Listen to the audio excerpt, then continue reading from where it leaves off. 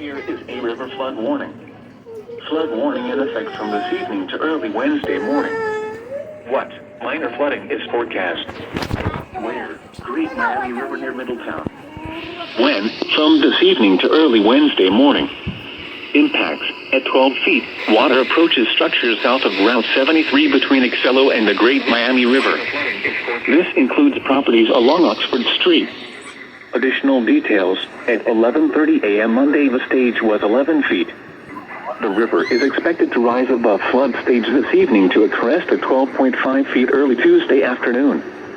It will then fall below flood stage late Tuesday evening. Flood stage is 12 feet.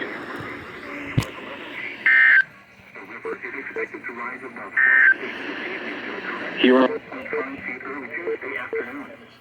It will then fall below flood stage late Tuesday evening. Flood stage is 12 feet.